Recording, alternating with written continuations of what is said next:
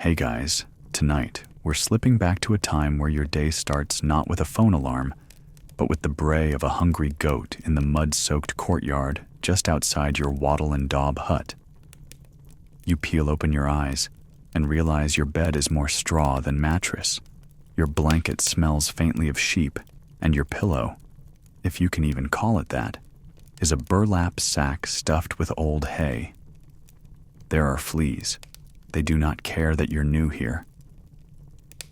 You've woken up in a medieval village. Population: a few dozen poor souls, most of whom have never traveled farther than the nearest market, if they're lucky. The air is damp and earthy, not the clean kind of earthy you might enjoy on a morning hike, but the kind that says too many animals and not enough drainage. It's dark still. The fire died out overnight, and you can already see your breath as you sit up. And oh, no mattress tags, no sleep number settings, no blackout curtains. Just a creaky wooden frame and the occasional rat climbing across the ceiling beam. Honestly, you probably won't survive this. So, before you get comfortable, take a moment to like the video and subscribe, but only if you genuinely enjoy what I do here. Let me know in the comments where you're watching from and what time it is right now. Now, dim the lights. Maybe turn on a fan for that soft background hum, and let's ease into tonight's journey together. You stretch, but it's more of a slow groan. Everything hurts, even though all you did yesterday was survive. The medieval body isn't one that gets a massage gun or a hot bath. Your muscles ache from sleeping in a curled position, partly for warmth, partly because the rats prefer the foot end. Outside, a rooster crows, and the rest of the animal choir joins in. Chickens squawk. A pig snorts. Something, maybe a sheep, maybe a very tired man, makes a guttural sound nearby. This is your wake-up playlist now. No Spotify, just barnyard lo-fi beats to suffer, study to. There's no rush to get dressed, though. Not because the pace of life is peaceful. No, because you're already wearing your clothes. You slept in them. You'll work in them. You'll probably be buried in them. Historians still argue whether most peasants had more than one full outfit in their lifetime. But let's just say, Fashion Week. This is not. Your shirt, if we're being generous, is linen. But more likely, it's a coarse fabric woven by someone in your own family. It's got patches. It smells like last month. Your hose, think scratchy, saggy leggings, cling to your legs and your tunic. It's wool, dyed with onion skins or maybe mud, and it itches every single time you move. The floor beneath your feet is dirt, not dirty, actual dirt. Some households toss straw over it to keep things clean. This does nothing. You shuffle toward the door, careful not to trip over the low lintel beam, and emerge into a gray morning heavy with fog and the smell of livestock. There's smoke in the air, even though no one's lit a fire yet. That's because everyone cooks, smokes meat, and breathes all in the same one-room space. If you had any lungs left in the modern world, say goodbye to them now. People lived like this for centuries, and tuberculosis lived right along with them. The village is alive already. A few figures shuffle through the mist, neighbors, fellow serfs, the occasional wide-eyed child dragging a wooden toy that looks more like a weapon. You nod. They don't nod back. Manners exist, but not in the way you're used to. You'll have to earn their trust, and that takes about a decade, or 3 loaves of bread. You pass by the village well. It's the only source of water, and it's a social hub if your idea of social involves gossiping about someone's cousin who may or may not have seen a fairy in the woods. Quirky tidbit. Fairies were often blamed for spoiling milk or stealing babies. Sleep tight. You're thirsty, but don't drink yet. The The water might look clear, but it's teeming with bacteria. They don't know what bacteria are yet, but they do know that sometimes people drink from the well and then die. So your choices are possibly deadly water or mild dehydration until someone boils a pot. You choose the latter, and your mouth goes dry just thinking about it. The church bell rings in the distance. It's not Sunday, but time still revolves around the church. Every hour is marked by a chime, not that you're keeping time in the modern sense. No watches, no clocks, just a mental sundial and a vague sense that morning ends when the sun is overhead. You hear a shout.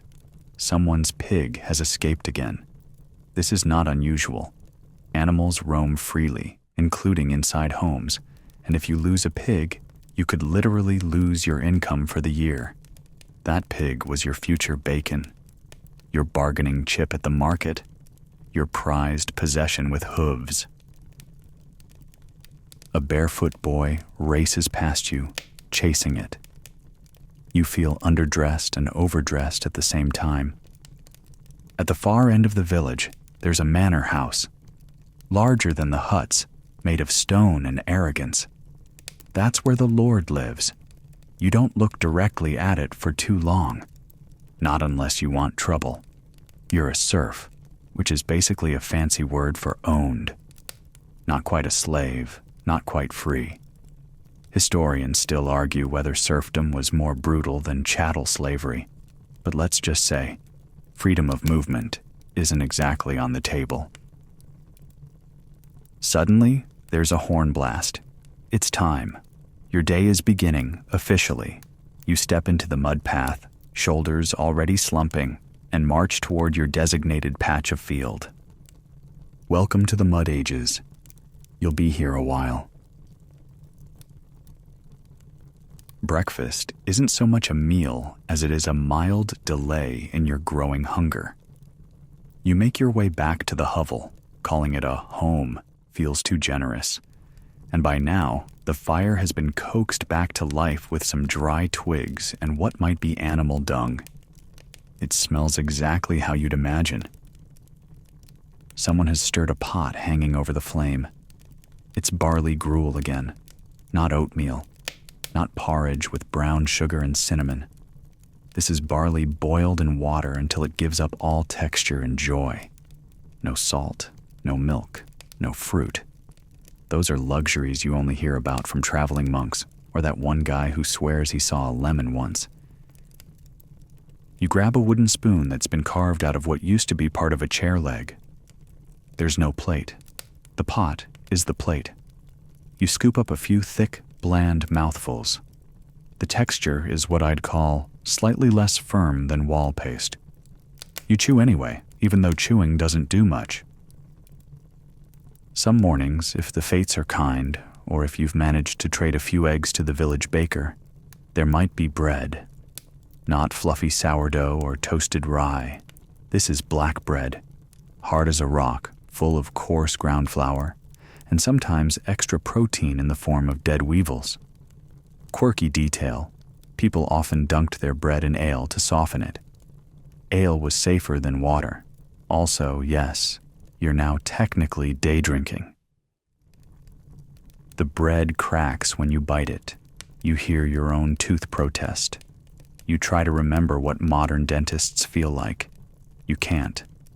Someone offers you a chunk of cheese. It smells strong, like it's been aging not in a cave, but in someone's sock, which it might have. You nibble it, and while it's sharp and salty, it's also a little alive. Mold is just part of the medieval dairy experience. And no, there's no coffee. Not even bad coffee. Coffee won't arrive in Europe for centuries.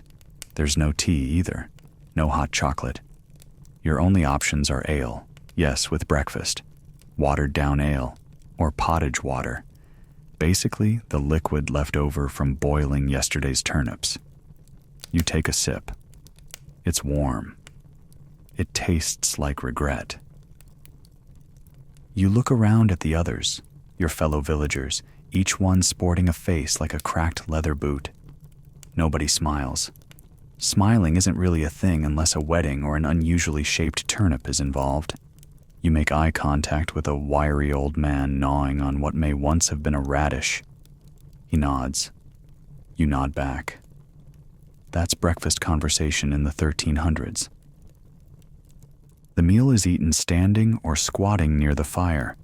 There's no table unless you're in a manor house, and even then, the concept of sit-down dining is more ceremonial than practical. In fact, it's not uncommon for everyone to share a single bowl or chunk of bread and tear off what they need. Germs? They don't know. You do. You try not to think about it. There are no forks either. The fork has entered parts of Europe, but it's suspiciously fancy. People still think it's a little devilish. You eat with a spoon or your fingers, and if you're very careful, maybe a knife that doubles as a tool and a weapon. Historians still argue whether the fork was rejected out of fear or just sheer stubbornness. But either way, you're not getting one. If someone in the household is sick, say coughing up blood or covered in mystery boils, they still eat from the same bowl. Germ theory is a distant dream. Illness is blamed on bad air, demons, or, if you're unlucky, a neighboring village's witch. It's too early in the script for plague. But don't worry, we'll get there. Breakfast wraps up quickly. No chatting, no lounging over a second cup. You wipe your hands on your tunic, which makes it slightly more crusty than before. The sun is crawling upward, casting long pale shadows over the dirt paths and frost-bitten fences. Roosters strut like they own the place. A goat climbs onto a cart and poops in triumph. You help clean the pot by scraping the bottom with a bit of stale bread. Soap is rare and mostly reserved for washing laundry, when laundry happens at all, which, spoiler alert, is almost never.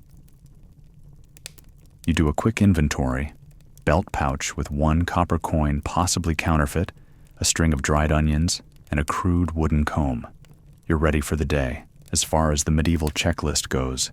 Your stomach is mostly empty, but there's no time to dwell on that.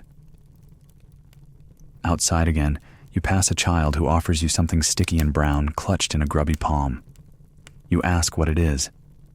She grins. Bee bread. You take a bite, and it's oddly good. Bee bread, by the way, is real, fermented pollen made by bees, probably stolen from a hive tucked into an old tree. You smile. She laughs. A rare, warm moment.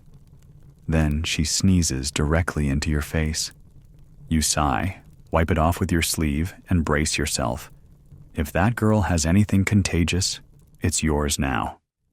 Congratulations. A bell clangs again in the distance. That's your cue. Morning's over. Work calls. The field doesn't plow itself. You step into the lane again, past puddles filled with things that used to be animals, and prepare for a full day of mud, blisters, and yelling. But at least you had your gruel. You step into the morning mist, your stomach still rumbling from the barley mush and hard bread, and it's time to layer up, if you can call it that. Your clothes are, well, mostly just your clothes. There's no wardrobe, no closet bursting with outfits for every mood. What you slept in is probably what you'll die in, unless your single tunic falls apart before then. Getting dressed in medieval times isn't about style. It's about not freezing to death or getting splinters in very unfortunate places. First up, the undertunic. It's linen, scratchy, yellowing, and suspiciously stained around the cuffs.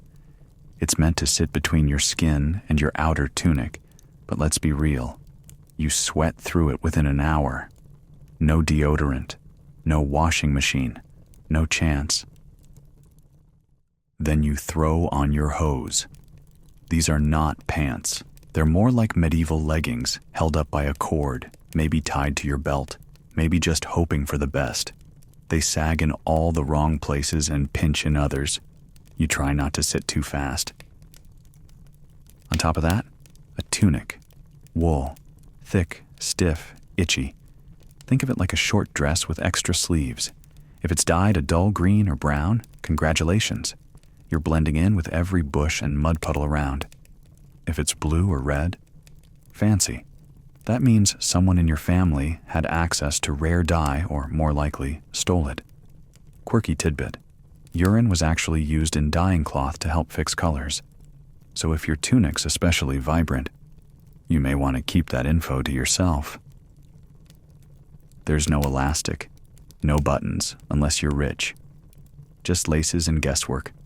You adjust the belt around your waist, a length of rope, a leather strap, or whatever you could barter for. It holds your knife, maybe a pouch, and keeps everything from flapping around in the wind. Now the shoes. Oh, the shoes. They're wooden or leather, often handmade, always unforgiving. No arch support, no insoles. Sometimes they're just flat planks with a strap across the foot. You shuffle more than walk. If they get wet, and they will, they stay wet for days. Squeaking, chafing, growing things inside them. You glance down and sigh. They already look like they belong to a ghost. Some folks wear pattens, wooden platforms strapped under the shoes to raise them above mud. You try, trip, and nearly faceplant. Right, maybe not today. And forget socks. If you have strips of cloth to wrap your feet, lucky you. But no elastic, no moisture-wicking fabric, just damp wool and blisters in awkward places. Historians still argue whether medieval foot wraps were functional or just a desperate compromise. But either way, you're limping by lunchtime. Over your shoulders goes a cloak if you have one. Wool again, fastened with a crude pin or maybe just a thorn. It doesn't block wind so much as suggest to the wind that you're trying. You pull it tighter, but it already smells like smoke and goats. Everything smells like smoke and goats. Hair? You run a wooden comb through it, wincing every time you hit a knot. It's longish, oily, and hosting its own ecosystem. No shampoo, no conditioner. If you're noble, maybe rose water. But you're not. You scrape some kind of paste made of ashes and lard through your hair to tame the frizz. It doesn't work. It does, however, keep flies away. That's something. Your headwear depends on your role. Women wear wimples or veils, white linen wrapped around the head and neck like a medieval hoodie. Men might have caps or nothing at all. Hats are a sign of class, and your class screams, "Don't talk to me unless you want to be handed a shovel." Oh, and undergarments. About that, probably none. At best, a linen shift or breeches, basically giant boxer shorts. But many folks just went commando. You shift uncomfortably. Everything chafes. Every single thing. You step outside, layered like a lumpy turnip. Your body feels both underdressed and overclothed. The wool itches, the hose slide, your shoes squelch, and you're sweating already, even in the cold morning air. It's a beautiful paradox. Cold and damp on the outside. Swampy furnace on the inside. Someone passes you, dressed in much the same, except their tunic has been patched so many times it's more mending than fabric. They grunt. That's your neighbor. You've never exchanged words longer than 3 syllables. But you've both seen each other picking fleas out of your clothes. So there's a certain intimacy there. A child runs by barefoot. You stare in horror. But that's just life. Shoes are valuable, and if the kid's not walking miles today, better to keep them in storage or on a shelf, drying over a smoky fire. And there's the village tanner walking by, his apron slick with mystery fluids. You try not to breathe. Tanning leather involves soaking animal hides in urine and lime. He smells like a cursed swamp. Everyone avoids him in a 5-foot radius, but he's one of the most important tradesmen in the village. Funny how prestige and odor don't always align. You look down one last time, adjusting your belt pouch.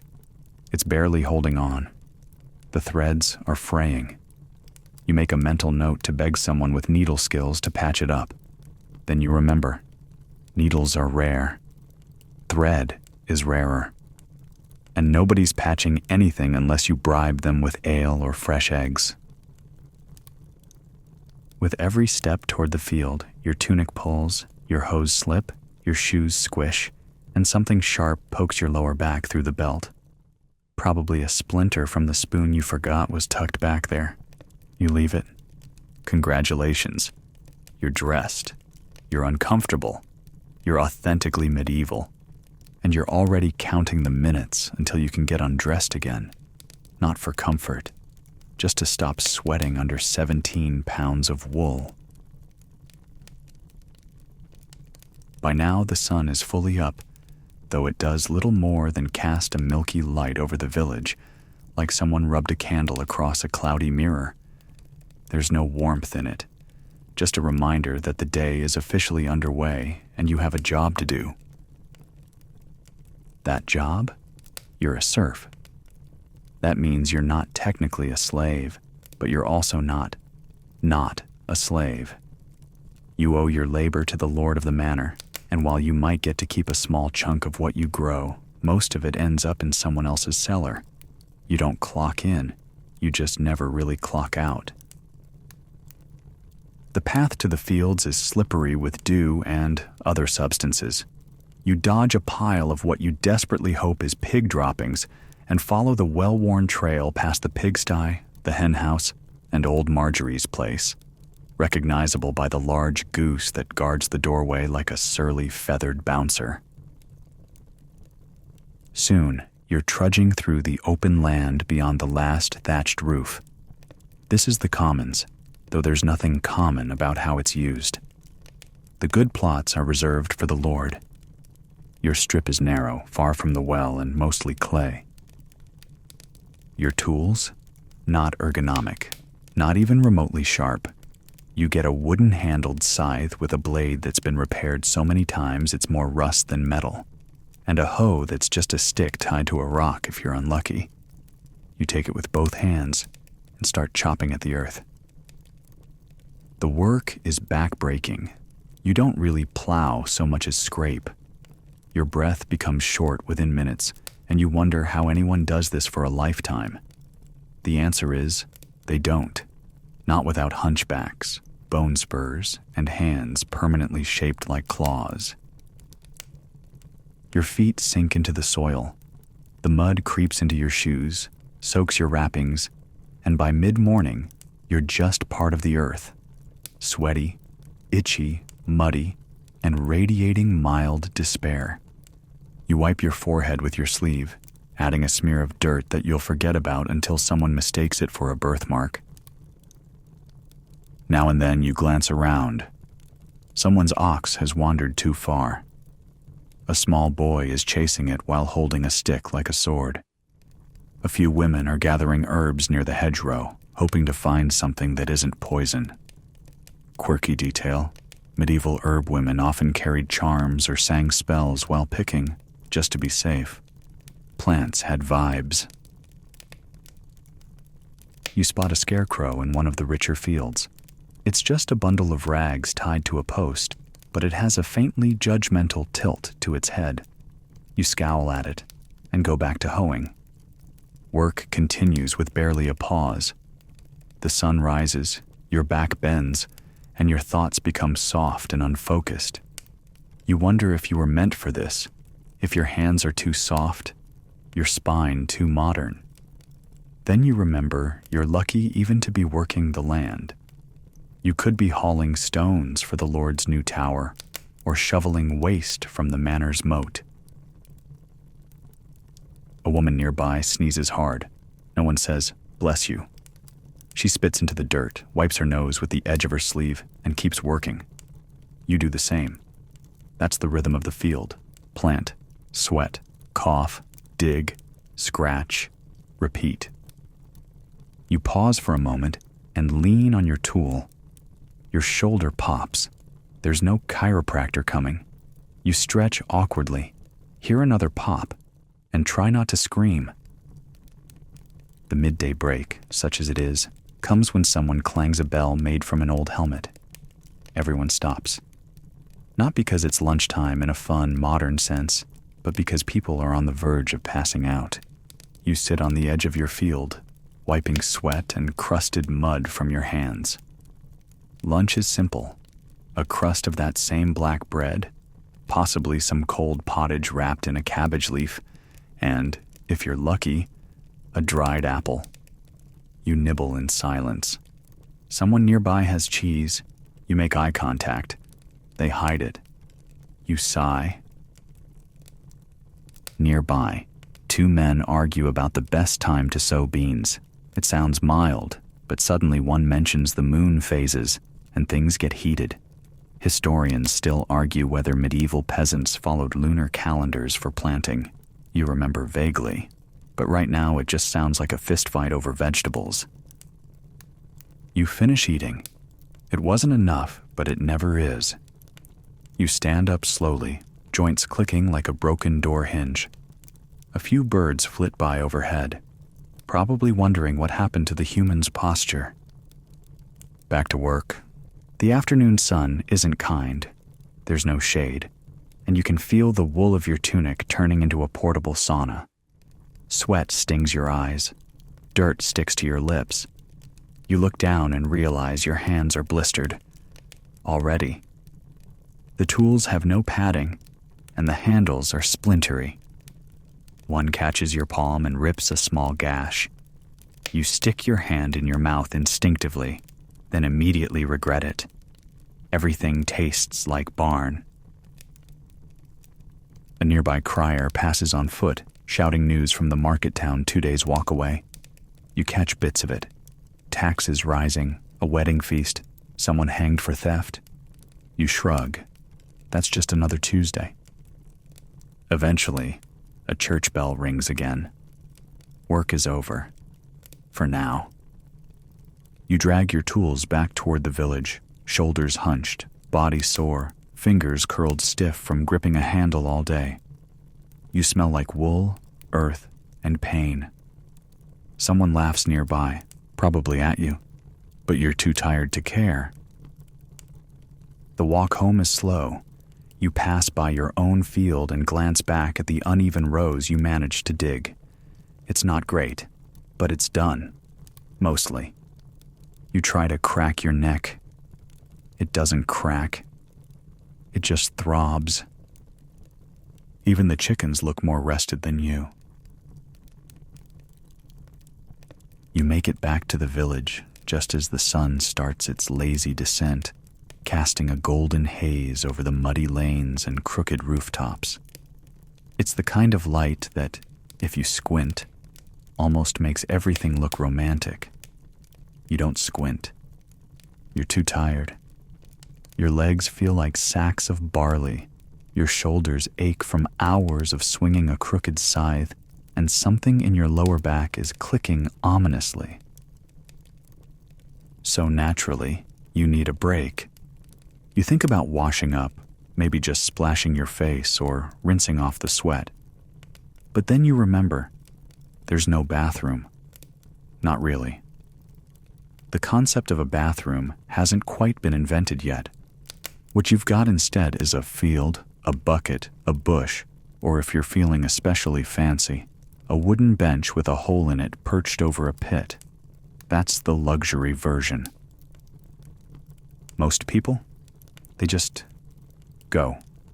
Anywhere. Behind the house, near the fence, off the side of a dirt path. And yes, that's exactly why everything smells the way it does. You shuffle around the back of your hovel, hoping for privacy, but someone's already beaten you to your preferred bush. Eye contact is made. A polite nod is exchanged.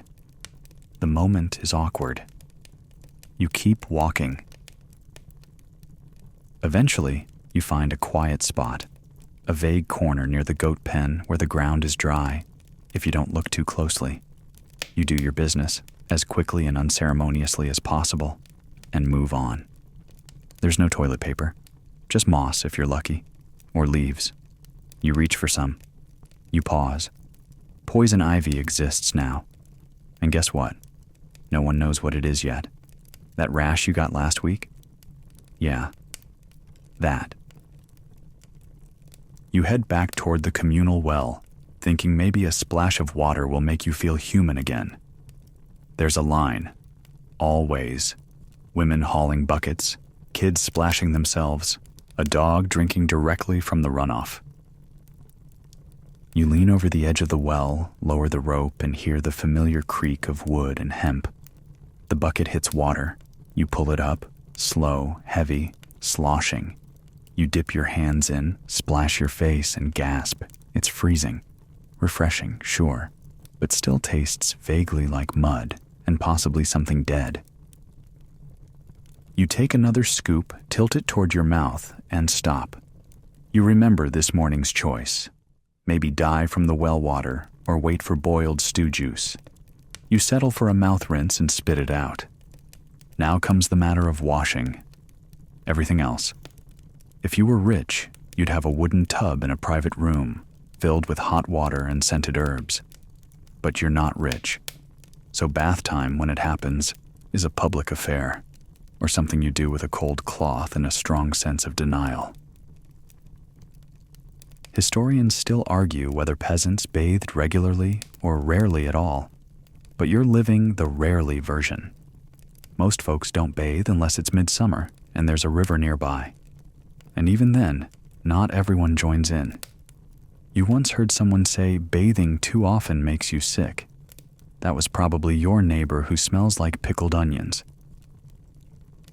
You walk past the designated waste ditch, which is as awful as it sounds. Everything ends up there. Spoiled food, chamber pot contents, sometimes even the occasional dead animal. You don't stop walking. You don't breathe. You just move. Back inside your hut, the air is thick. Smoke from the hearth clings to the low ceiling. You duck instinctively.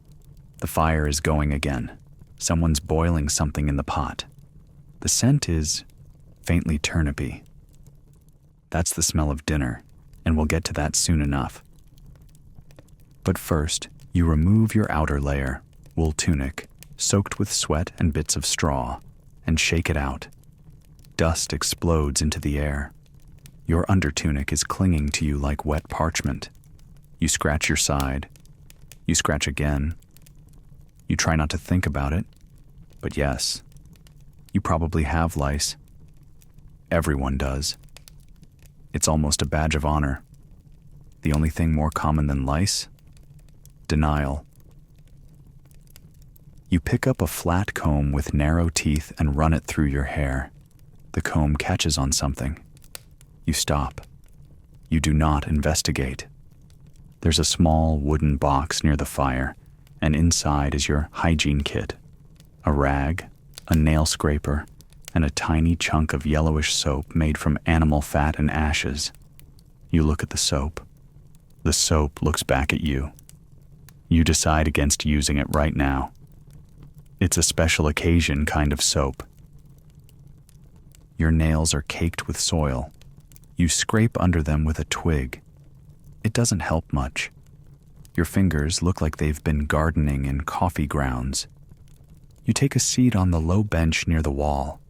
It creaks under your weight. Nearby, someone lets out a long sigh and removes their shoes. The smell hits you like a trebuchet. You pretend not to notice.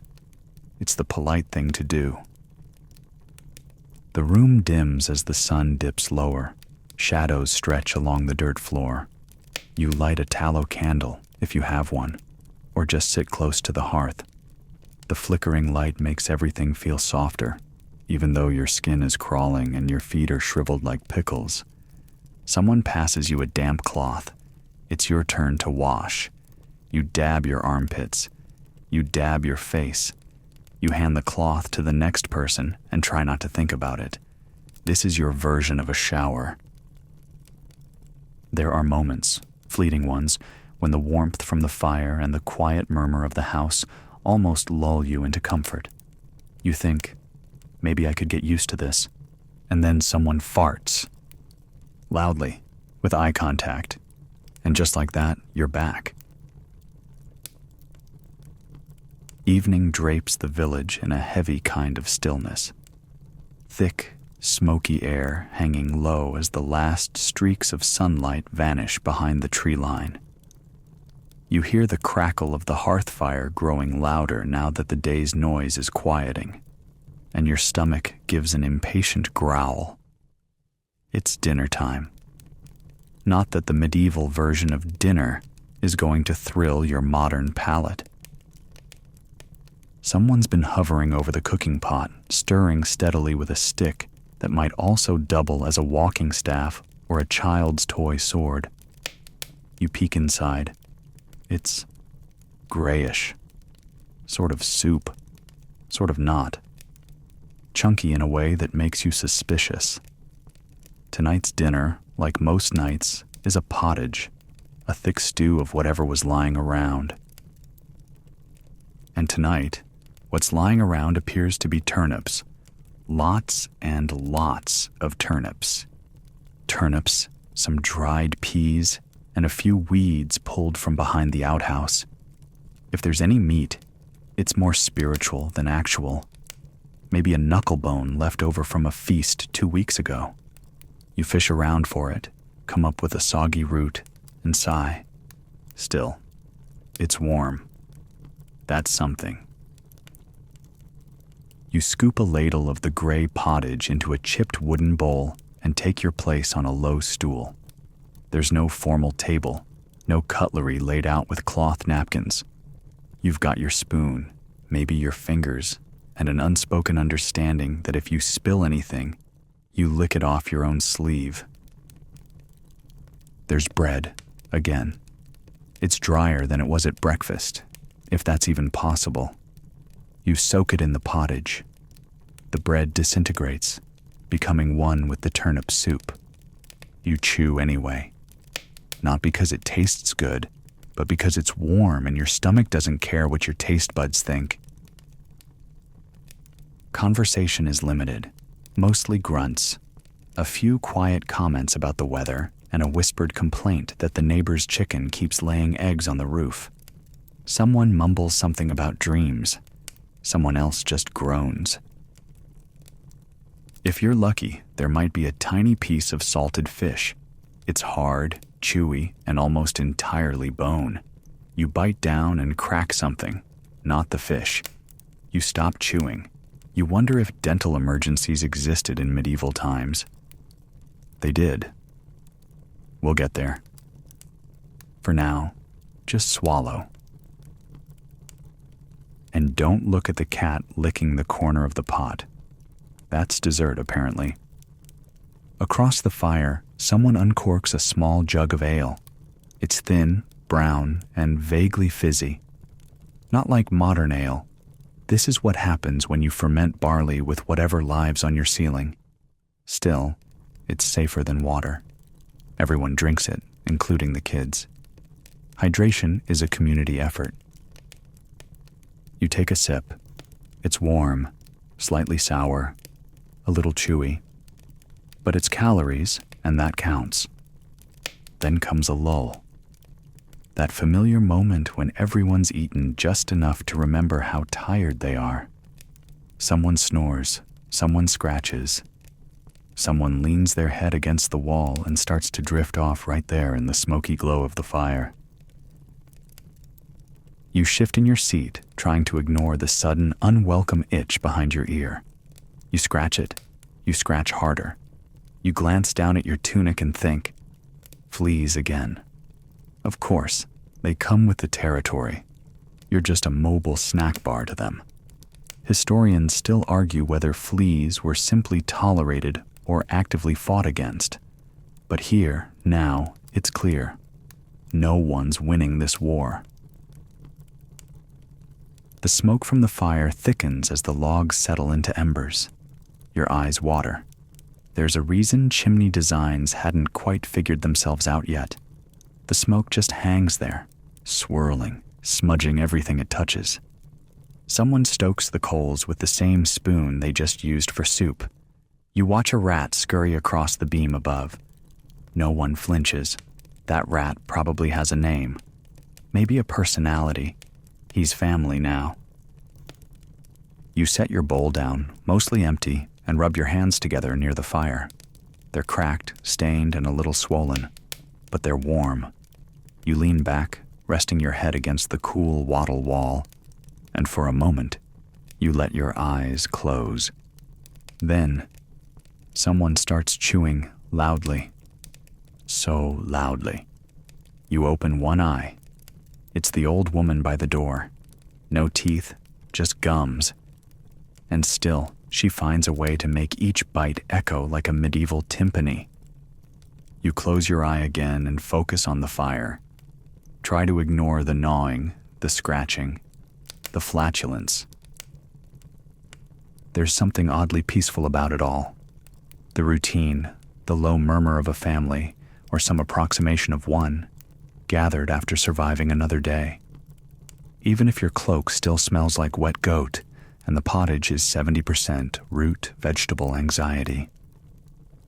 Someone belches. Someone else laughs. Someone starts singing softly, off-key, a song you don't recognize in a dialect you barely understand. It's probably about a sheep. Most medieval songs are. Or ale. Or dying in the snow. Sometimes all three. You smile, just barely. Dinner is done. The pot's scraped clean. The last heel of bread has been chewed to paste. The jug of ale is empty, passed from hand to hand until someone dropped it, apologized to it, then kicked it into the corner. There's no dishwasher, no leftovers, no doggy bags, only the sound of fire crackling, a rat yawning in the rafters, and your own stomach starting to gurgle in a way that suggests the turnip stew is planning something. You try not to think about what that might mean for your next visit behind the goat pen. Night falls like a heavy wool blanket, thick, dark, and slightly itchy. The village, which never buzzed much to begin with, sinks into near silence. No streetlights, no glowing windows, no Netflix hum in the background. Just moonlight catching on thatched roofs and the occasional flicker of a dying hearth fire. You stretch your arms, or try to. Everything aches, the kind of ache that seeps into your bones and makes you seriously question the life choices that led you into a time with no indoor plumbing, no Tylenol, and absolutely no mattress memory foam. And now it's bedtime. Or it will be once everyone finishes elbowing for a spot to sleep. Your sleeping arrangements are, let's say, communal. The idea of a private bedroom doesn't exist yet. Your entire house is a single room, and that room does everything. Cook, eat, sleep, occasionally host the village pig, and probably birth a goat once a year. So, when the fire burns low and your eyes get heavy, you're curling up in a pile of straw stuffed into a wooden frame. Or, more likely, a pile of straw on the floor with a heavy cloak thrown over it. Some of your neighbors lie on low benches. The children pile up in corners, limbs tangled, snoring into one another's hair. A baby squeals. Someone whispers for it to hush. It doesn't. It's a baby in the 1300s. It has feelings. You brush your makeshift bedding into something vaguely nest-shaped and try to crawl into it without waking the person already dozing next to you. You fail. Elbows bump. Someone grumbles. Someone else rolls over and mutters what may or may not be a curse. The straw is flat, pokey, and faintly alive. You lie down and instantly regret it. It's like someone collected all the worst bits of a scarecrow and stuffed them in a sack. It smells faintly of feet in last summer's sweat. You pat it down, flip your cloak over yourself, and try to pretend it's comfortable. Then you hear it. The scratching, tiny, frantic, unmistakable. Rats. You turn your head slowly toward the noise. One scuttles across a ceiling beam. Another darts between the firewood. You hear chewing. You'd like to think it's nibbling on crumbs, but deep down, you know it's probably someone's hair, possibly yours. And if not a rat, then lice, or fleas, or mites, or, if you're very lucky, all of the above. You scratch your neck, then your elbow, then both. You know better than to keep going, but your body itches like it just discovered how to protest. Sleep hygiene in medieval times? Not a thing. People sleep in the same clothes they've worn for days, even weeks. No one changes into pajamas, fluffs a pillow, or sets their alarm for 7 a.m. The only thing waking you up is a screaming chicken or the smell of someone's morning fart 2 feet away. Still, you try to relax. You breathe in the musty, smoky, vaguely damp air and count the cracks in the wooden ceiling above you. 1, 2. Wait, no. That one moved. Definitely not a crack. Definitely alive. Someone farts. Again. Someone else sighs deeply, as if to apologize on their behalf. You close your eyes anyway. The fire flickers, casting long, twitchy shadows against the walls. The logs hiss and pop, filling the silence with tiny explosions. The heat is uneven.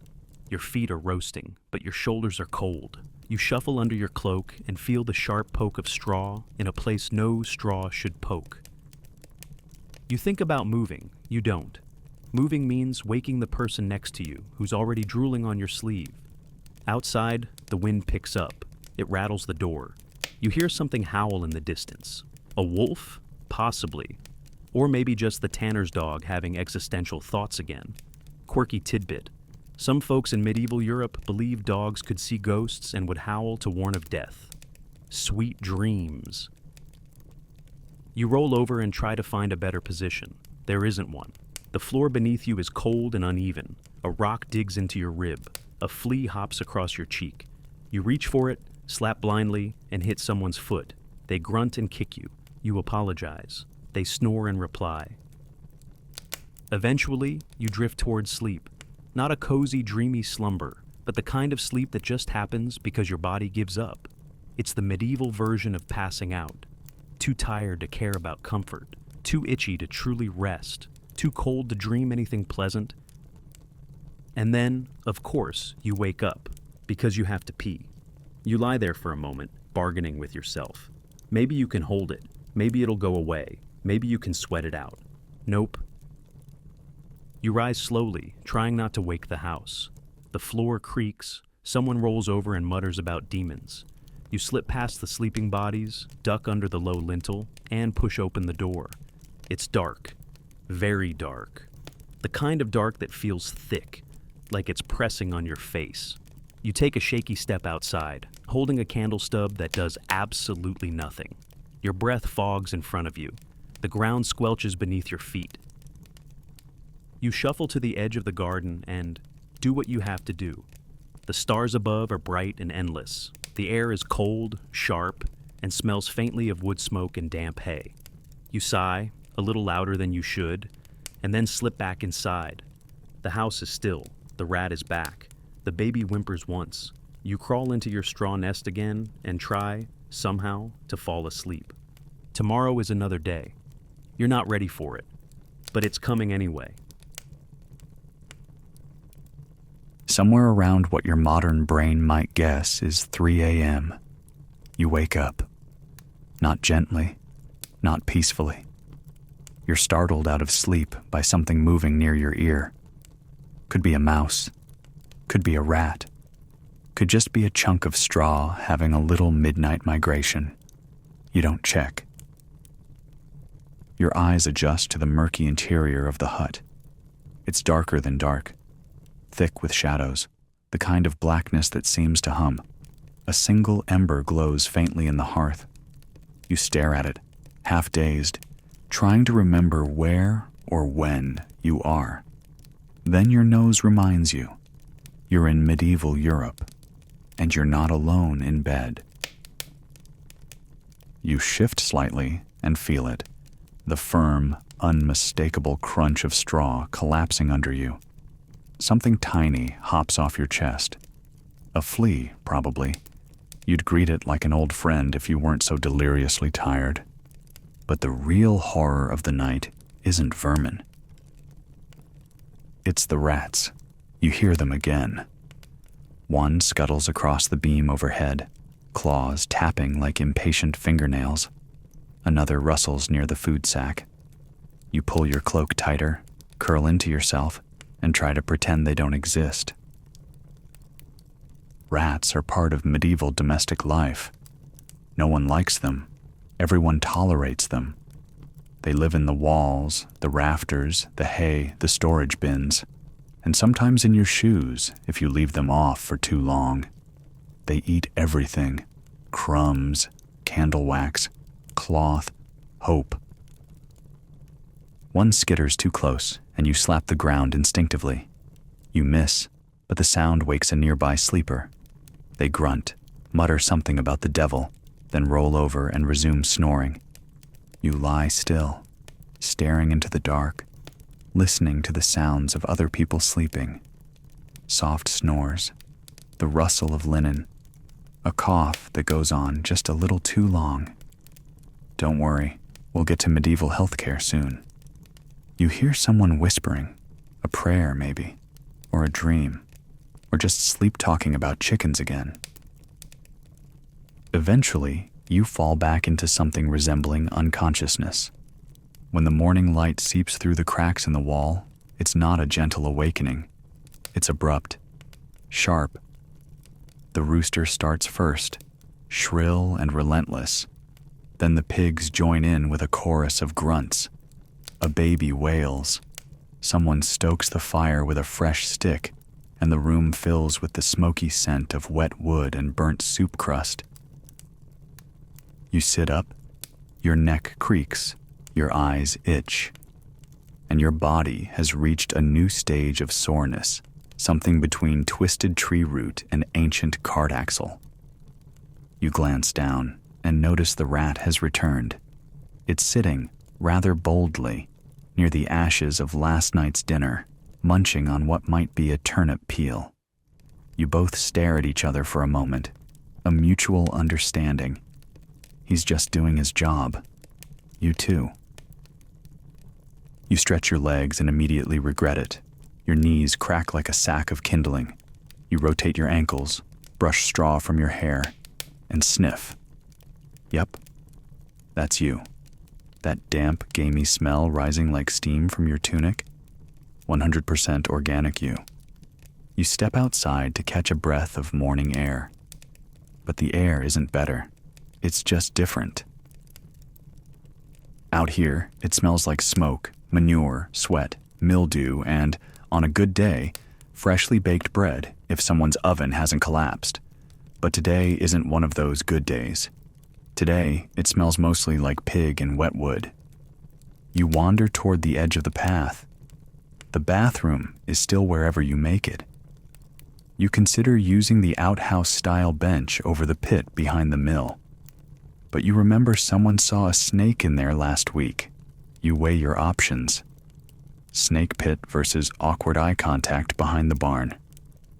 You choose the barn. There's no dignity in this process. You crouch, do your thing, use a handful of leaves, you hope they're leaves, and then shuffle back toward the house, trying not to step in anything freshly deposited by a neighbor, an animal, or both. Back inside, someone's already stirred the embers to life. A pot is hanging again, this time with fresh gruel. It smells the same as yesterday, because it is the same as yesterday. Gruel isn't a meal, it's a lifestyle. You eat quietly, staring at the floor. It's dirt, of course, a thin layer of straw and ash scattered here and there to keep it clean. You pick up your spoon, dip it into the mush, and chew. Slowly, mechanically. Someone sneezes. No one says bless you. That tradition hasn't caught on yet. Quirky tidbit. God bless you only became common after the plague, out of fear that a sneeze meant imminent death. Cozy, right? The rat reappears. This time it's sitting right under the bench, watching your spoon move like it's considering a career change. You shoo it with your foot. It doesn't flinch. Rats aren't just nuisances. They're survivalists. They've been around longer than the village priest, longer than the stories your grandmother tells. They live in castles, huts, markets, graveyards, and no one really knows how many diseases they might be spreading. Historians still argue whether rats directly spread the Black Death or if fleas were the real culprit. Either way, you don't want either one licking your soup spoon. After breakfast, someone checks the family's food stores. Turnips, again. A half-wheel of cheese with a suspicious green fuzz on one side, and a pot of something souring quietly in the corner. You'll have to ration it out. There's no refrigeration, just cool corners and prayer. You tidy your bedding, or kick the straw into a pile and flatten it with your foot. That counts. Someone starts sweeping with a bundle of tied twigs. The dust rises immediately, causing a fit of coughing and another round of grumbling. Outside, the day begins again. Chores, labor, scratching, more scratching, and rats. Always rats. You step outside, close the door behind you, and make a silent pact with the rat inside. You stay out of my bowl, and I'll stop pretending I'm in charge here. You make it to the village square just in time to hear the first wave of gossip ripple through the early risers. There's no town crier today. That's reserved for more official news like tax hikes or war announcements. What you're getting now is the real stuff. Whispered drama, sideways glances, and veiled insults wrapped in homespun humility. The morning breeze carries more than just the scent of cows and damp wood smoke. It carries stories, warnings, names. You sidle past a trio of women pretending not to speak loudly. She was seen with her skirts too high by the river, one hisses, and with a stranger. A dramatic pause. From another village. You keep walking. This is none of your business, except it very much is. In a medieval village, everyone knows everyone, and everyone is either watching, being watched, or praying no one saw what they just did behind the hayloft. This is the medieval gossip gauntlet, and you're walking through it like you've got something to hide, even if you don't. A crooked old man eyes you from a bench made of 2 rocks and a rotting plank. His eyes squint like he's trying to remember if you're the one who sneezed too loudly during Mass last week. He is. You nod at him. He doesn't nod back, just spits near your foot and mutters something about bad omens. You're not even safe at the well. Someone's already there, arms crossed, lips pursed. It's Gertrude. Gertrude has 2 things, opinions and a lot of free time. You didn't come to candle making last week, she says, like it's an accusation. You blink. Candle making? You were probably being yelled at in the fields. I was helping with oats. She lifts her eyebrows like she just caught you hiding a devil under your tunic. Well, mind you show up next time. You nod and back away slowly. The last person who got on Gertrude's bad side was accused of hexing a cow. That cow had merely stepped in a hole. Still, the witch had to stand barefoot in the mud while everyone threw clumps of peat at her and shouted prayers. No one wants a repeat. In this world, gossip isn't just talk. It's power. It's surveillance. It's the social media of the era. Except there's no blocking feature, and the mute button is just exile. You pass the baker's daughter, who looks up from kneading dough with flour-covered hands. She smiles faintly, then whispers something to the boy next to her. He glances at you, laughs, and pretends he didn't. You check your tunic. Still on. No mysterious stains today. That's something. Later, in the field, someone casually asks if you've been keeping company with the apothecary's niece. You haven't. You don't even know who that is. but you deny it too quickly, and now they're sure you have. "Well," the man says, grinning as he stabs his spade into the ground. "Watch out. Her father's known to keep a dagger by the hearth." Good to know. Even the children aren't safe. A cluster of them are playing some game that involves a stick, a ball of rags, and a goat. One little girl stops to glare at another. "My mum said your mum put a hex on our bread." "Did not. Did so." The goat bleats and headbutts the ball, ending the debate. This isn't just idle chatter. A misplaced word can end in ruin, or at least a very awkward week. Because in medieval times, the line between rumor and judgment is paper thin, and paper is extremely expensive. A woman walks past wearing a necklace made of what looks like teeth. Someone whispers that she talks to birds. Another claims she once danced in the woods at night. "With no shoes," they add, as if that clinches the case. Quirky tidbit. Going barefoot at night was sometimes considered a sign of sorcery, or at least suspiciously bad judgment. People whisper about everything. Missing eggs, strange dreams, new freckles, loud hiccups. Someone somewhere will connect any oddity to sin, spirits, or seduction, and if they can't find a reason, they'll make one up. Historians still argue whether these communities genuinely believed in all their superstitions or used them strategically to maintain order. But from your perspective, it feels like both. It's like everyone's quietly holding a dagger in one hand and a Bible in the other, just in case. And then someone makes eye contact with you and smiles in that very specific, "I'm going to tell everyone what you just did" way. You smile back. It doesn't help. You duck into the thatcher's yard, pretending you meant to check on roof repairs. The thatcher's son nods at you. You nod back, unsure if you're being polite or suspicious. Someone glances over the fence, probably wondering what kind of secret roof talk is happening. Even being silent is dangerous. Too quiet and you're hiding something. Too talkative and you're trying to distract. Too cheerful?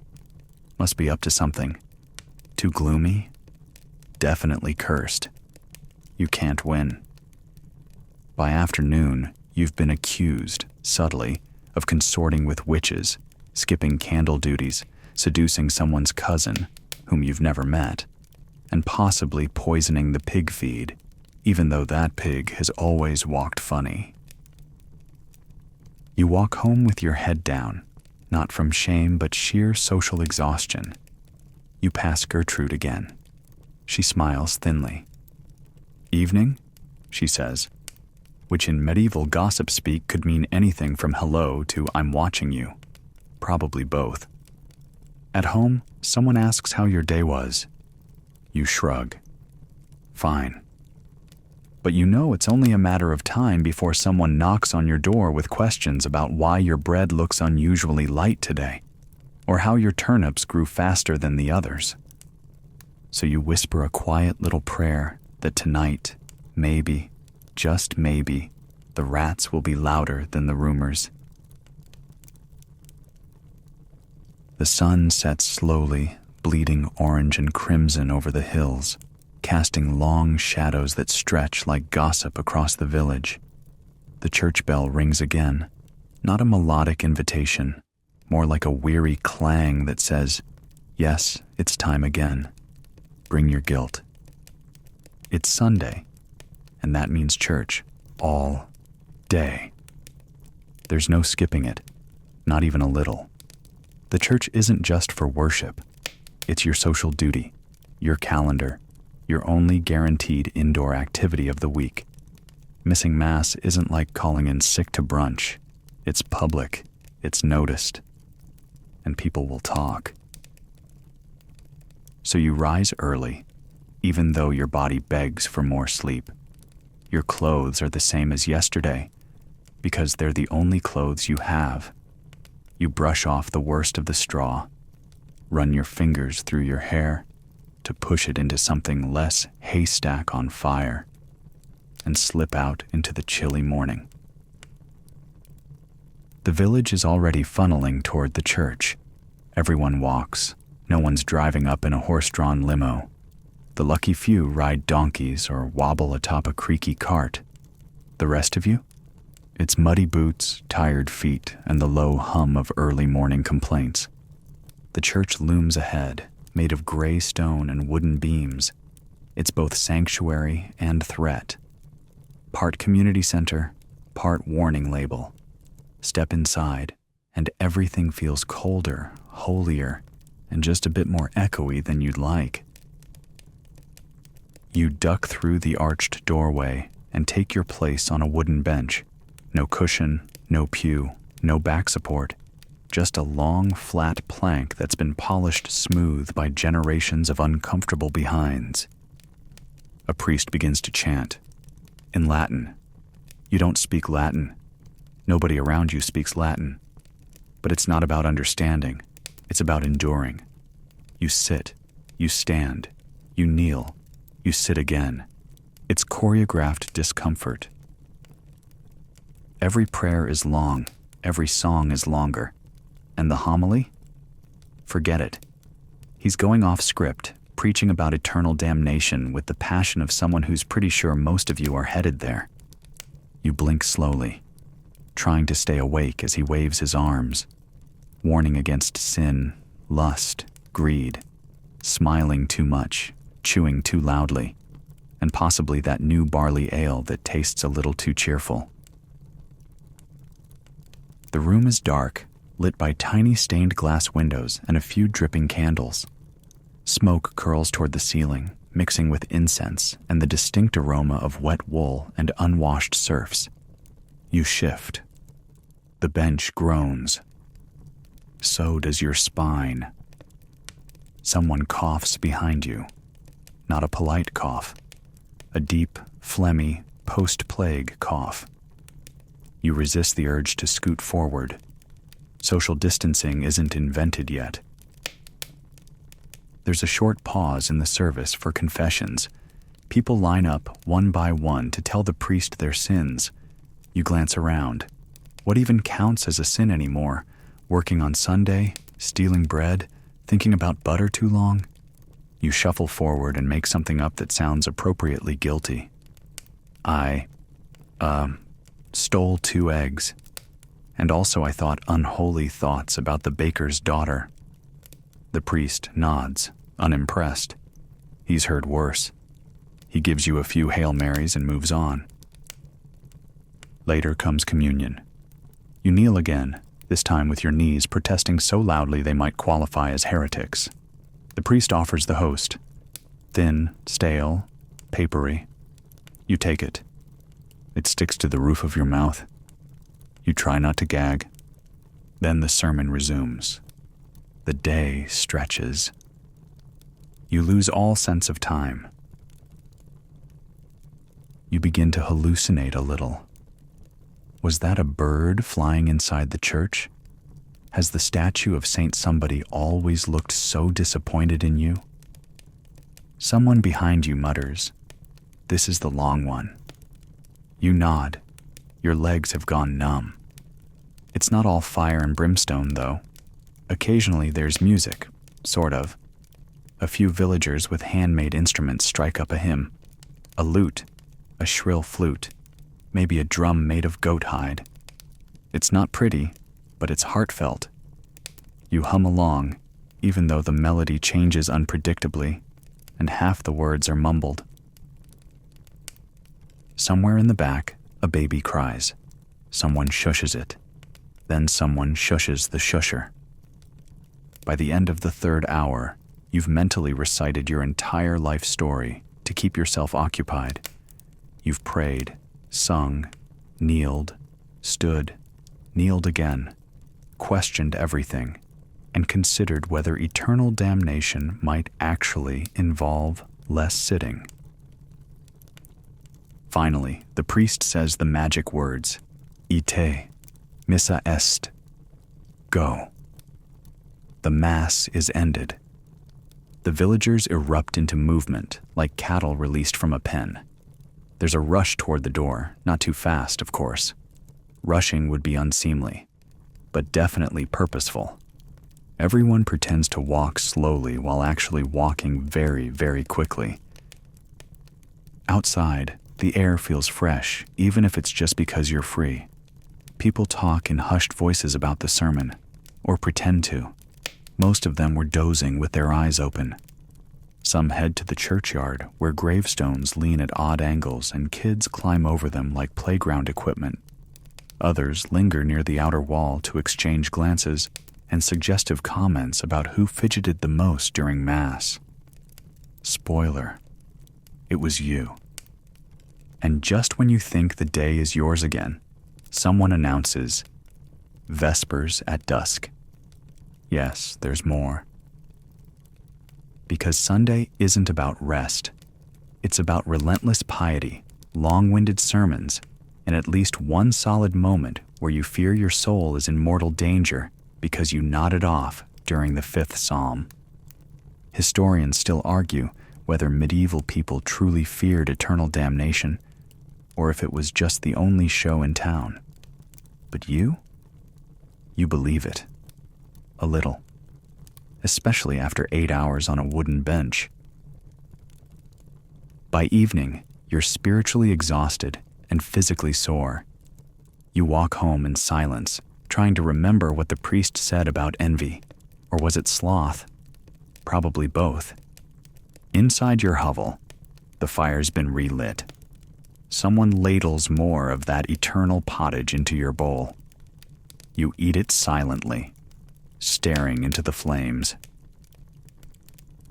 And as your eyes grow heavy, you whisper a little prayer, not for salvation, not even for health, just for a slightly shorter sermon next Sunday. You wake with a sore throat and a dull throb behind your eyes. You tell yourself it's just the smoke, or maybe the chill from that draft sneaking in through the cracks in the wall. But deep down, you know, you're sick. Not just tired sick, or I slept funny sick. You're real deal, medieval sick. And that's bad. Really bad. You shuffle toward the hearth. Your head feels like it's stuffed with wet wool. Your joints ache, and your nose is running, which might sound harmless, until you remember there's no tissue, no pharmacy, no warm lemon tea. Just snot and hope. Someone hands you a mug of something warm and bitter. You sip it. It tastes like boiled tree bark mixed with a hint of shoe. That's because it probably is. The village healer made it, and she says it helps draw out the phlegm. You believe her, mostly because she's staring at you with the intensity of someone who once cured a cough by rubbing a beetle on a person's foot. She reaches into a pouch tied at her waist and pulls out a bundle of herbs. Mullein, yarrow, and rat's tail, she says proudly. You blink. She means a plant called rat's tail, probably. Hopefully.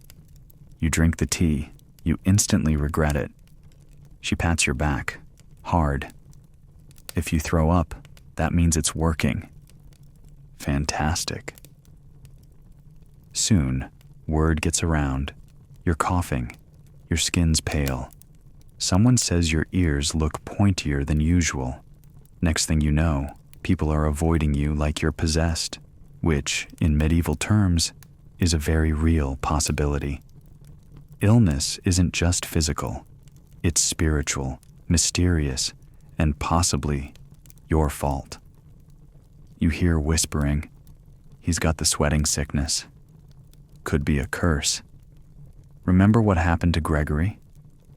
No one remembers Gregory. They just say that when someone disappears. There's no official diagnosis. You don't get a note from a doctor. You get a visit from the village physician, which is a generous title for a man whose tools include a long stick, a leather pouch, and a strong belief in balancing bodily humors. He arrives in a cloak that smells of garlic and goat grease.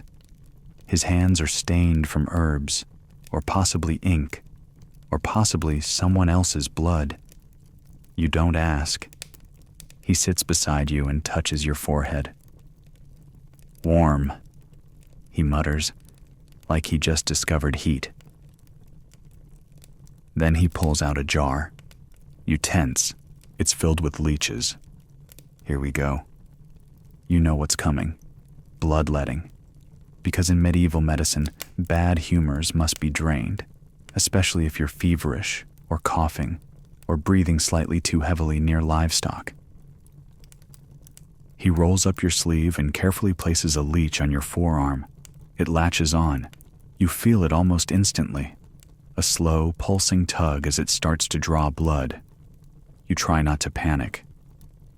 It'll help, he says, almost bored. Might need to let the bad air out next. He pulls out a lancet. Your stomach lurches. Quirky tidbit. Some medieval treatments involved drilling small holes in the skull to release spirits. You begin to deeply appreciate how gentle the leech seems by comparison. As the leech fills up, you feel woozy, lightheaded. That might be from blood loss, or dehydration, or just the general horror of having something worm-like drain your life force while the healer hums a lullaby. The leech drops off, splat. He flicks it into the fire. It pops. You lie back and try not to cry. Next comes a poultice, made from crushed herbs, mashed onions, and something that might be pig fat. He smears it on your chest. It burns. You're told that means it's opening the pores. Someone hands you another hot drink, this one thick and dark. You ask what's in it. Beer and eggs and honey and boiled garlic. You sip. It's worse than it sounds. You try to thank them. You cough instead. You're told to stay in bed. Rest, they say. Don't move too much. You nod. You were planning on not moving ever again anyway. The healer leaves with a nod. He says you'll either feel better in 3 days or be buried in the orchard. Great odds. You lie back in your straw, fever rising, while your housemates whisper about your complexion. One thinks you've gone gray. One says your eyes look slippery. One gently taps your chest and says, "Still breathing good." You drift in and out of fever dreams. Fields of wheat on fire. A goose singing psalms. The priest's face, but it's also your own. You wake up sweating. Or maybe it's just the rat nest you've formed around you. Historians still argue whether medieval medical care was more superstition than science. From your perspective, you've just been bled by a swamp wizard and smeared with boiled onion paste. So yes, the jury's in. Night falls. Someone adds more wood to the fire. You watch the shadows flicker across the walls. Someone nearby is moaning softly. Not you this time. You think of all the things you'd kill for.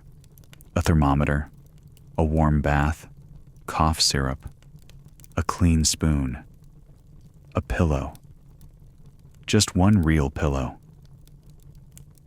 Instead, you get a piece of cloth dipped in cold water, laid gently across your brow.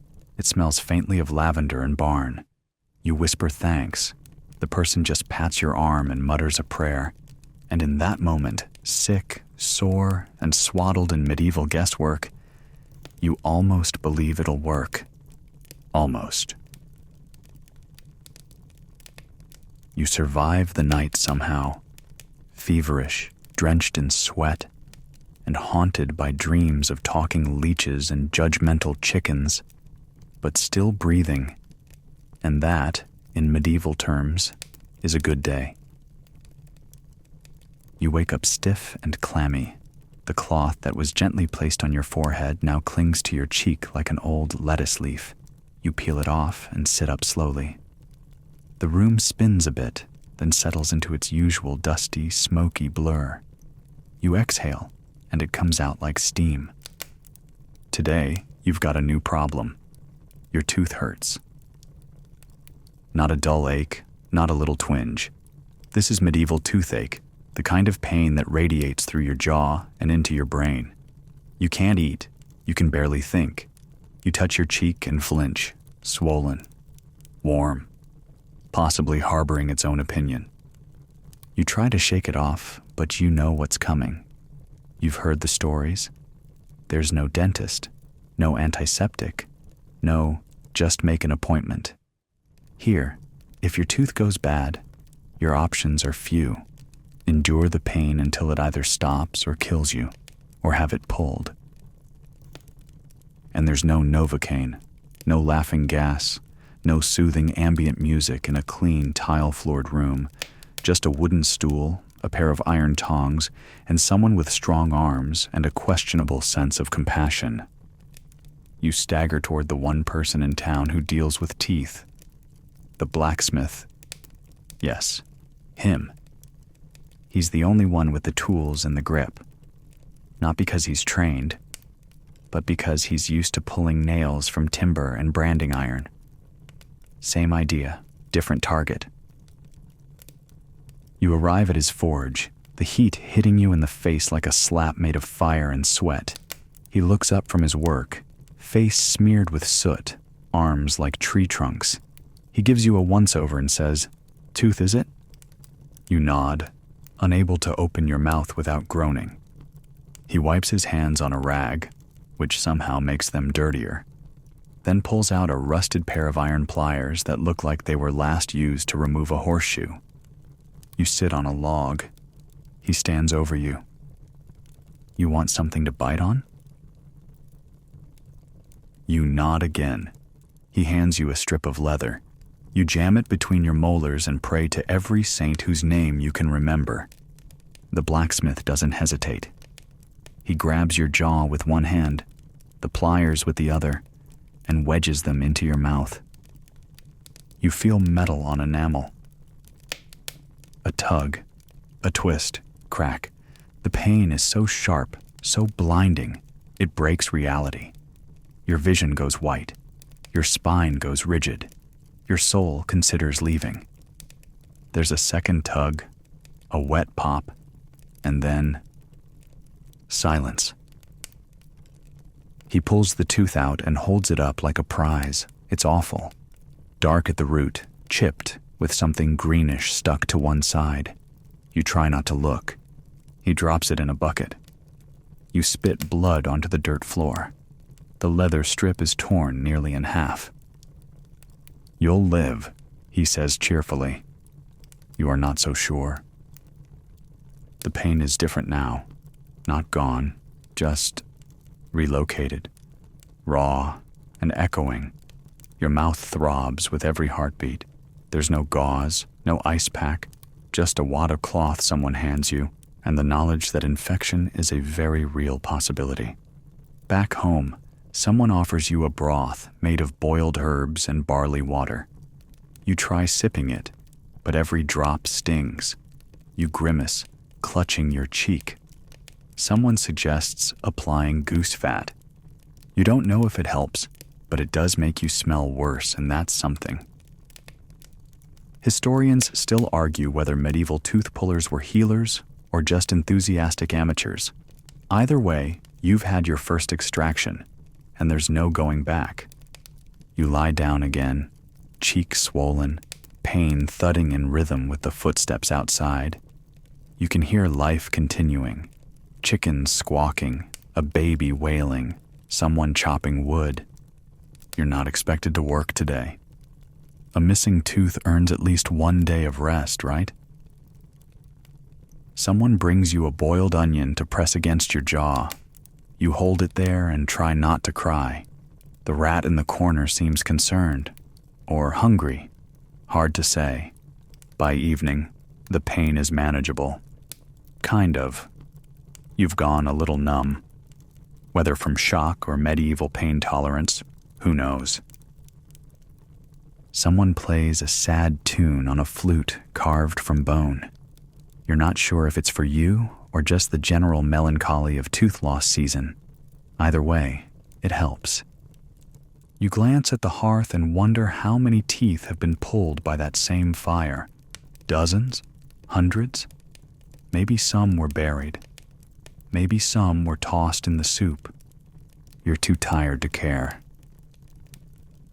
The swelling continues. You hold your cheek and rock slightly, thinking of soft foods, warm milk, mashed peas, dreams of mashed potatoes that haven't been invented yet. You fall asleep that night, propped up on a sack of barley, jaw tender, mouth dry, breath awful. You whisper a quick prayer that the rest of your teeth stay where they are. Because if another one acts up, you'll seriously consider just letting it win. The sun slips over the horizon like it's embarrassed, barely peeking through the clouded sky. You wake up with your cheeks still sore, your mouth tasting like regret and herbs, and your mood somewhere between "don't talk to me" and "don't look at me." Today, you're hoping for a break from pain. But no. Today, it's time to talk about love, or at least whatever passed for it in the medieval world. You see, romance in this time period isn't candlelit dinners and long walks by the river. It's more transactional. Land, livestock, dowries, and the occasional political alliance. Love is something that might happen after marriage, if you're lucky. Or never. Also fine. You've reached marrying age, which for women means basically any time after 12. For men, whenever you can prove you can work a plow and maybe not die immediately after.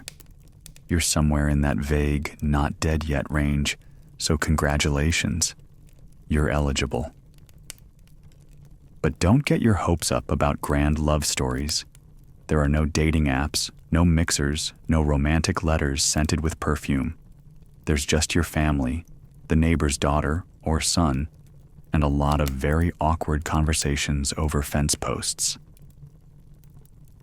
Marriage is a contract, a serious one. It has less to do with affection and more to do with goats. Got a good dowry? You're suddenly much more attractive. Can you offer a few acres, a cow, or some silver spoons? You might be someone's dream come true. Someone, a cousin probably, mentions a girl named Beatrix whose father is seeking a match. That means he's ready to barter her hand like a prized sow. You're invited to call on them, which in this case means standing awkwardly by the cart while she pretends to gather herbs and her mother eyes your shoes. You go, you stand, you mumble something about the weather. Beatrix nods politely. You say something about grain yields. She says, "Yes." Her mother smiles too widely. You're now officially courting. It's thrilling. Later that week, you're invited to a feast. Well, a modest supper where the stew is thicker and the bread isn't moldy. You sit across from Beatrix. She doesn't smile much. You try not to stare. Her father clears his throat every time you speak. The pressure is intense. Then come the negotiations. Beatrix's father wants assurance. A goat, a small patch of field, and a promise of 2 silver pennies a year. Your family counters with 1 goat, a piglet, and a strong back. There's some haggling, some muttering, a few threats to call in the parish priest. Eventually, a deal is struck. You're getting married. You feel mildly confused. There's a short ceremony. No ring, no cake, no DJ. Just a priest muttering Latin and a few villagers mumbling blessings they barely understand. You and Beatrix stand side by side, blinking into the sun, and make your vows. Then someone hands you a cup of ale and a chunk of bread. And just like that, you're husband and wife. Romantic, right? But here's where things get even less cozy. Once married, your life doesn't really change, except now you have twice as many chores, a shared sleeping mat, and a whole new set of expectations. You sleep next to Beatrix that night, under the same tattered blanket. There's no privacy, of course. Your hut is still one room.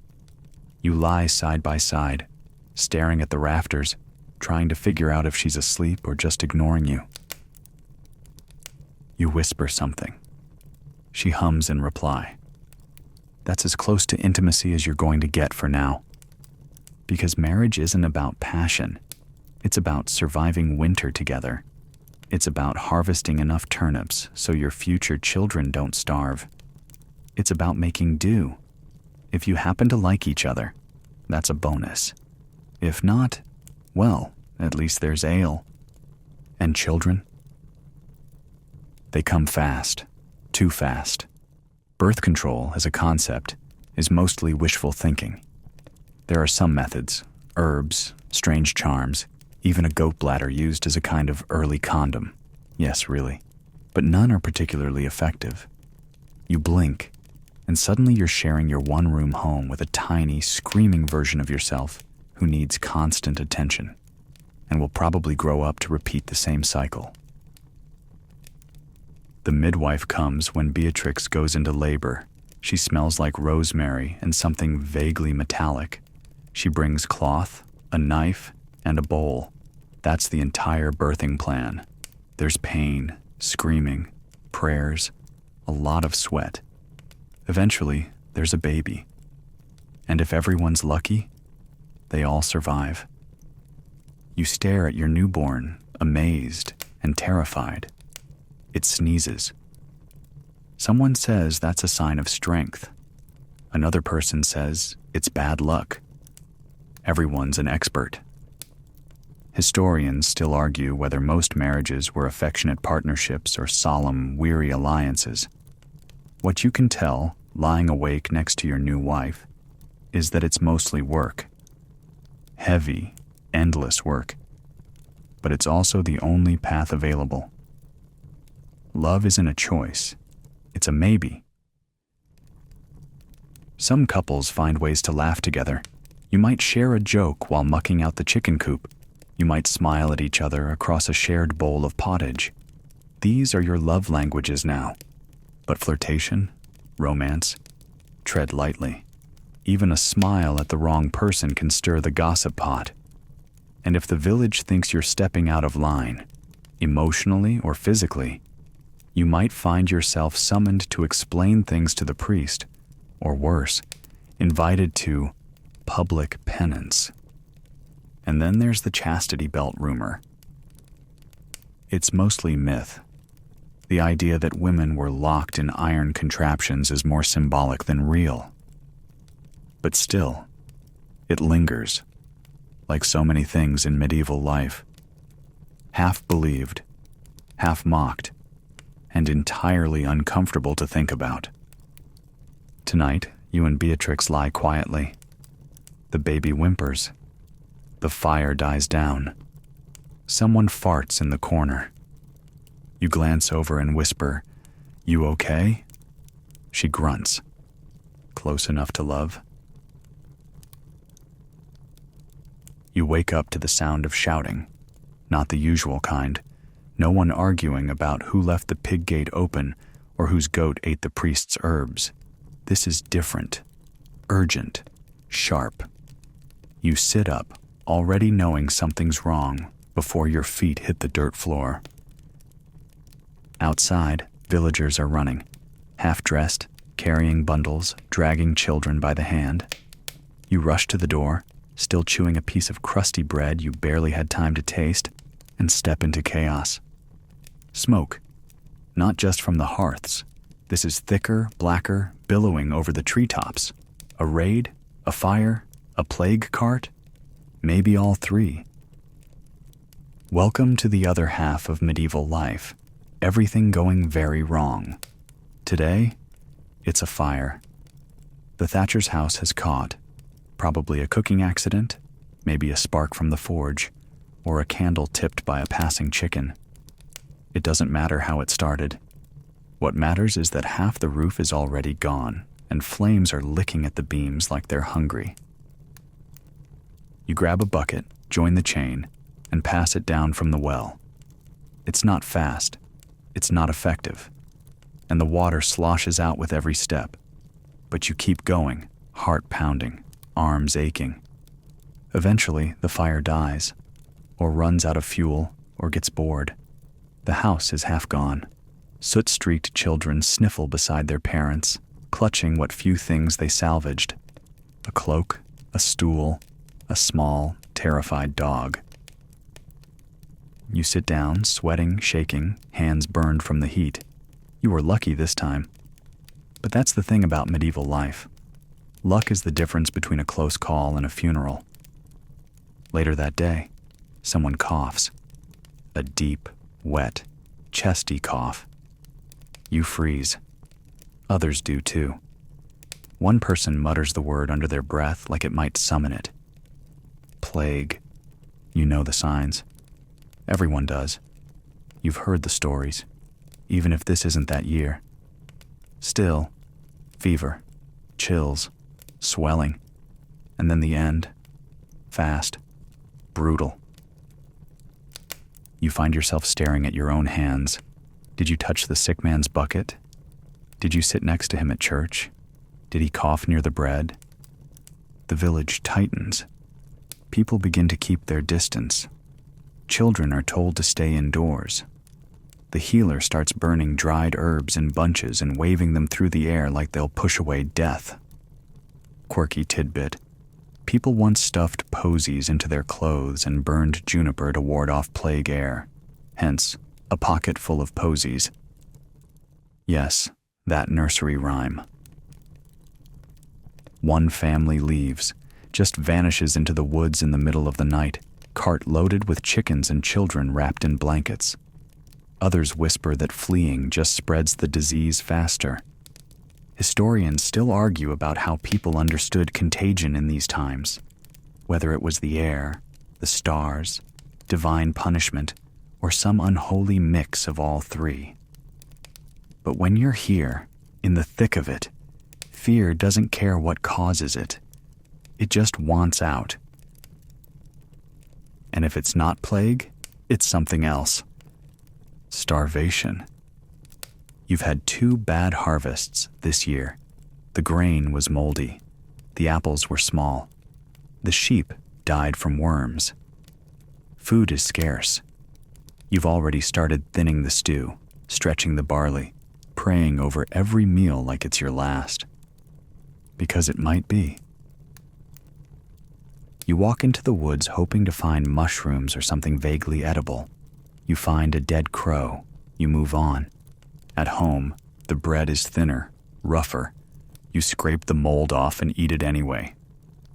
The baby cries all night, belly bloated from not enough food.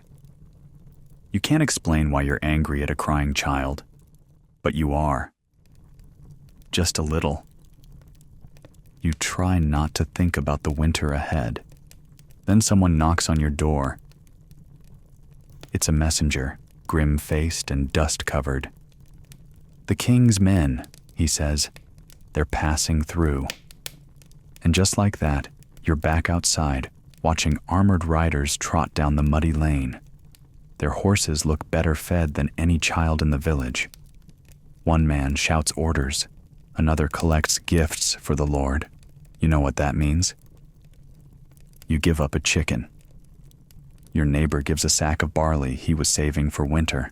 Someone doesn't have anything to give, so they give their dignity instead, kneeling in the mud, begging. The soldiers laugh. You clench your fists and look away. Once they're gone, the village buzzes with rage too tired to become action. No one can fight them. You just adjust. Again. War isn't far either. It never is. Rumors swirl of battles to the south, of land disputes, of foreign knights and burning towns. You don't know the politics. You don't care. But if war comes here, it'll mean conscription. Your sons, your tools, your fields abandoned, your life ripped up and marched down the road in service of someone else's grudge. You lie awake that night, heart racing. The walls feel thinner than ever. Every creak of the wood sounds like hoofbeats. Every cough makes you tense. The wind howls through the gaps in the roof like it's whispering names of people who won't see next spring. And yet, tomorrow will come. You'll rise. You'll find water. You'll cook turnips. You'll keep the baby warm. You'll hope the rats stay away. You'll hope the cough doesn't return. You'll hope, because that's all you've got. And if you're lucky, tomorrow will just be farming and fleas. Nothing worse. It's morning again, though you only know because the rooster won't stop shouting. You're alive, which, after yesterday's chaos, feels a little like cheating. The sky is gray, the mud is thicker, the air's damp enough to soak into your bones before breakfast.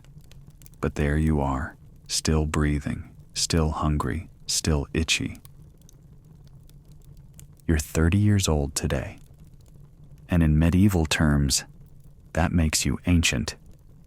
You sit up slowly, stretching muscles that no longer bend without protest. Your back cracks in 3 places. One knee gives a gentle thunk like a loose wagon wheel. You wince, grin faintly, and say nothing. Complaining doesn't make it hurt less. Around the village, people call you uncle now, even if they're older than you. It's a term of respect or pity. It's hard to tell. You're not a village elder, not yet, but you're getting close. A survivor, a veteran of harvests and hunger, of blisters and childbirths. Your wife's, not yours. But you didn't sleep through it either. You step outside and pause. You used to run through this lane as a child, bare feet slapping mud, ducking under laundry lines and chasing chickens that didn't want to be chased. Now you hobble, carefully, 1 foot at a time. And those chickens? They glare at you like they've never forgotten. You pass the blacksmith's forge. He nods at you. You nod back.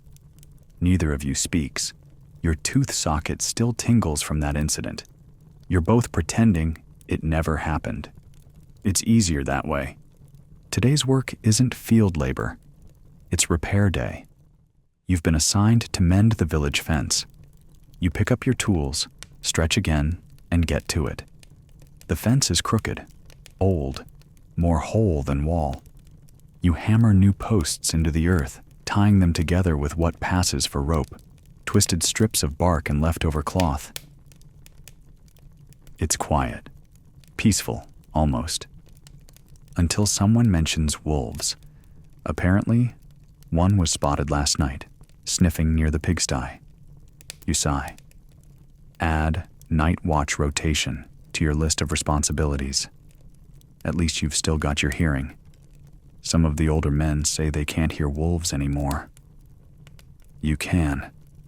You just hope it's not your name they're howling.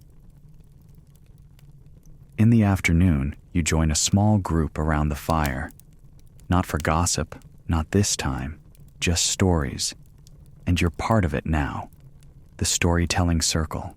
The ones who begin sentences with, "back when I was your age." And don't get laughed at for it. Someone asks if you remember the summer with no rain. You nod. Someone else brings up the plague year. You shiver. Your neighbor talks about the time the river froze solid and you all walked across it to get to market. You remember that too. You also remember someone falling in. Dead in minutes, you say quietly. Everyone nods. It's a strange comfort, these shared memories. You're not alone in them. They belong to all of you, worn smooth from repetition. passed down like patched cloaks. Your wife joins you with a small bowl of stewed apples, early harvest, slightly tart. She offers you the better half. You let her have it. That's your version of romance now. Small sacrifices, shared fruit. You smile at her, and she actually smiles back. Inside the hut later, the children gather. Yours, your neighbors, maybe one or two who just wander in and never leave. You start telling a story about a fox you once chased through the fields. You exaggerate the details, add a joke. The kids laugh. Someone asks you to tell it again tomorrow. You agree. Because now, this is your role. Not just laborer, not just survivor, but storyteller. The one who remembers, the one who endured. Historians still argue about how long medieval peasants lived. Some say 30 was the average. Others say many lived into their 50s, if they avoided war, plague, childbirth, accidents, starvation, infection, and wolves. Which is to say, almost no one. But you're still here. You tuck the children in. You pat the baby's head. You poke the fire. You check the straw pile for rats. You lie down beside your wife, bones aching, mind softening.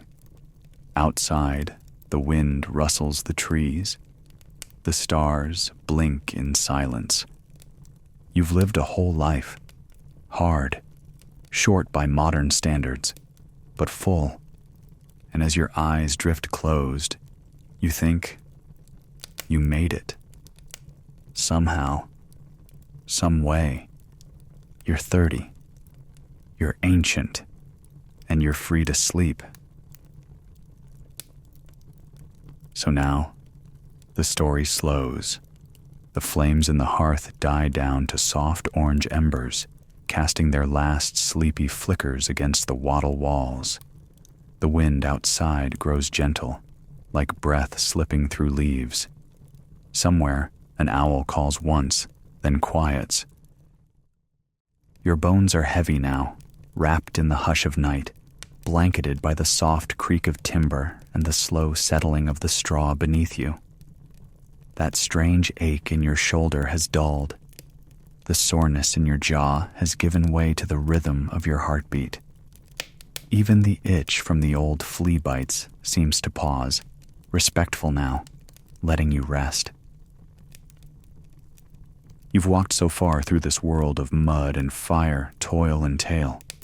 You've carried buckets, scythed fields, dodged rats, whispered secrets, mended fences, and whispered prayers when no one else was listening. And still, you made it through another day. That's enough. Outside, the sky turns darker than ink, stars slipping slowly across its canvas. The village is quiet. The gossip is asleep. The children are dreaming. Even the rats have curled into corners and gone still. The night wraps around you like a wool cloak, scratchy, familiar, comforting in its weight. You let go of the pottage, the turnips, the coughing, the gossip, the wolves, the sermons, the toothaches. You let them all fall behind. Now, there is just this moment. This quiet, this breath. You did well. You survived. And now, at last, you sleep.